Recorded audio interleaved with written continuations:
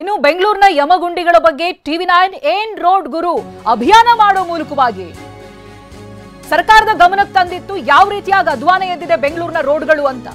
ಸವಾರರು ಕೂಡ ಹಿಡಿ ಶಾಪ ಹಾಕಿದ್ರು.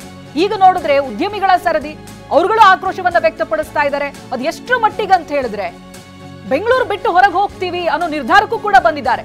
ಅದನ್ನ ಬೇರೆ ರಾಜ್ಯಗಳು ಹೇಗೆ ಎನ್ಕ್ಯಾಶ್ ಮಾಡ್ಕೊಳ್ತಾ ಇದೆ. ಆಂಧ್ರ ಸಚಿವರು ಟ್ವೀಟ್ ಮಾಡ್ತಾರೆ.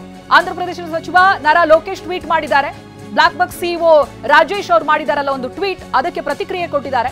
ವಿಶಾಖಪಟ್ಟಣಂಗೆ ಆಹ್ವಾನಿಸಿದ್ದಾರೆ. ಇಂಥ ಅವಕಾಶನ ಬೇರೆ ರಾಜ್ಯಗಳ ಎನ್ಕ್ಯಾಶ್ ಯಾವ ರೀತಿಯಾಗಿ ಮಾಡ್ಕೊಳ್ತಾ ಇದಾವೆ ನೋಡಿ.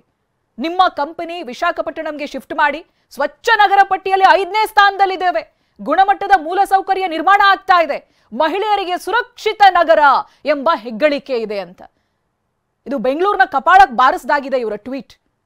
ವಾಹನ ಸವಾರರು ಕಣ್ಣೀರ್ ಹಾಕಿದ್ರು.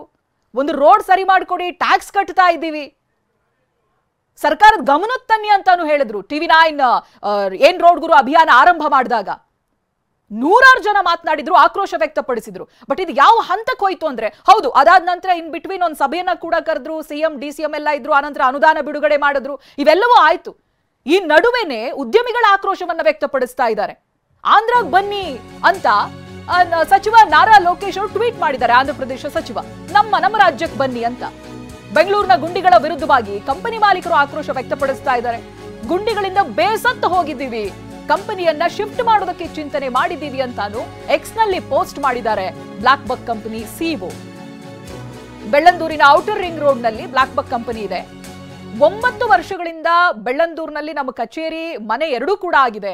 ನಾವು ಇಲ್ಲಿಂದ ಹೊರಗಡೆ ಹೋಗೋದಕ್ಕೆ ನಿರ್ಧಾರ ಮಾಡಿಬಿಟ್ಟಿದ್ದೀವಿ ಅಂತ ಬ್ಲಾಕ್ ಬಕ್ ಕಂಪನಿಯ ಸಿಇಒ ರಾಜೇಶ್ ಯಾಬಾಜಿ ಟ್ವೀಟ್ ಅನ್ನ ಮಾಡಿದ್ದಾರೆ.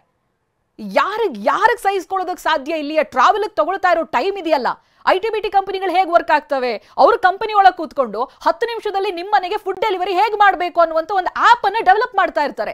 ಅದೇ ಉದ್ಯೋಗಿ ಆಫೀಸಿಗೆ ಹೋಗೋದಕ್ಕೆ 2 ಗಂಟೆ ತಗೋತಾನೆ. ಇದಕ್ಕಿಂತ ನಾಚಿಕೆಗೇಡಿನ ಕೆಲಸ ಇದೆಯಾ ಹೇಳಿ? ನಾಚಿಕೆಗೇಡಿನ ವಿಚಾರ ಇದೆಯಾ ಬೆಂಗಳೂರಿನಲ್ಲಿ? 10 ನಿಮಿಷ ಡೆಲಿವರಿ ಆಪ್ ಅನ್ನ ಡೆವಲಪ್ ಮಾಡುವಂತ ಉದ್ಯೋಗಿ ಆಫೀಸ್ಗೆ ಹೋಗೋಕೆ 2 ಗಂಟೆ ಬೇಕು ಅಂತ ಪರಿಸ್ಥಿತಿ ಇದೆ ಬೆಂಗಳೂರಿನಲ್ಲಿ. ಪ್ರತಿ ಏರಿಯಾದ ಬಗ್ಗೆನೂ ಕೂಡ ಟಿವಿ9 ಕಾನ್ಸಂಟ್ರೇಟ್ ಮಾಡಿತ್ತು. ಅಲ್ಲಿಯ ಸ್ಥಳಕ್ಕೆ ಹೋಗಿ ಅಲ್ಲಿಯ ಸ್ಥಳೀಯರನ್ನ ಮಾತನಾಡಿಸಿದ್ವಿ. ಸವಾರರ ಸಮಸ್ಯೆ ಏನು ಅನ್ನೋದನ್ನ ಹೇಳಿದ್ವಿ. ಎಷ್ಟು ವರ್ಷಗಳಿಂದ ಬೆಂಗಳೂರಿನ ರೋಡ್ನ ಸ್ಥಿತಿ ಹೀಗೆ ಇದೆ ಅನ್ನೋದಾಗಿಯೂ ಕೂಡ ತೋರಿಸಿದ್ವಿ. ಇದಾದ ನಂತರ ನಮಗ್ ಸಿಕ್ಕಿರುವಂತ ರೆಸ್ಪಾನ್ಸ್ ಅಂತ ಹೇಳಿದ್ರೆ ಅನುದಾನ ಬಿಡುಗಡೆಯಾಗಿದೆ, ರಸ್ತೆಗಳನ್ನ ಸರಿ ಮಾಡೋದಕ್ಕೆ ಚಿಂತನೆ ನಡೆಸಿದಿರಿ ಅಂತ.